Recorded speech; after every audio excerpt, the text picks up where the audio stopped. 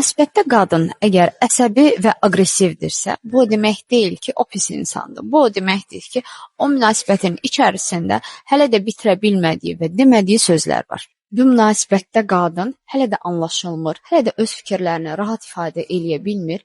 İfadə etsə də həqiqətən də oradan dəstək görmür. Ona görə də daxilən çöküşdə olduğu üçün davamlı danışaraq, deyinərək, öz aqressiyasını göstərərək buradan çıxış yolu axtarmağa çalışır.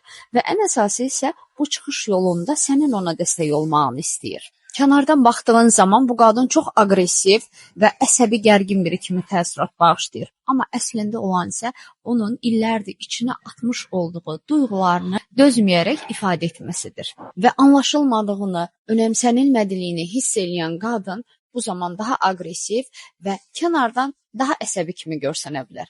Əslində isə o anda dəstəklənməyə, anlaşılmağa və dinlənilməyə ehtiyacı olan qadını ram etdiyin zaman o münasibət əlbəttə ki, olduğu yerindən davam edə bilər. Əgər ətrafında, münasibətlərin içərisində belə bir qadın varsa, bil ki, onun daxili problemləri ətrafda görsəndiyindən daha çoxdur. Və bu problemləri həll etmək üçünsə ailə və münasibətlər terapiyasına yazıla bilərsiniz.